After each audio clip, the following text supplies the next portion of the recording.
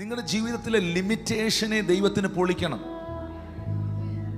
അതിന് നിങ്ങളുടെ ഭാഗത്തുനിന്ന് നിങ്ങളുടെ ആറ്റിറ്റ്യൂഡിലൂടെ അത് വെളിപ്പെടണം. സാരാഫത്തിലെ വിധവയുടെ അടുത്ത് ചെന്നിട്ട് അവളുടെ ക്ഷാമം മാറ്റാൻ, അവളുടെ പ്രശ്നം പരിഹരിക്കാൻ, അവളുടെ വിശപ്പ് മാറാൻ, അവളുടെ കുടുംബത്തിൽ ഒരു പ്രോസ്പെരിറ്റി ഉണ്ടാകാൻ പ്രവാചകനായ ഏലിയാവ് എന്തോ ചെയ്തേ?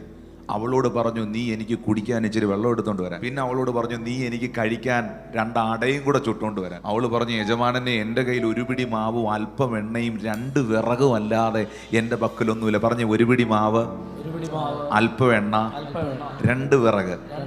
ഈ പുള്ളിക്കാരി പറയുന്ന ആ സ്റ്റേറ്റ്മെന്റ് കേൾക്കുമ്പോൾ നമുക്കറിയാം ഭയങ്കര ലിമിറ്റേഷനാണ്. 2 വിറക്, 1 പിടി മാവ്, അല്പം എണ്ണ എന്ന് വെച്ചാൽ ഒരു ലിമിറ്റഡ് സോഴ്സേ അവളുടെ കയ്യിലുള്ളൂ. അതുകൂടെ കഴിഞ്ഞാൽ എല്ലാം കഴിഞ്ഞു, അതുകൂടെ തീർന്നാൽ എല്ലാം തീർന്നു.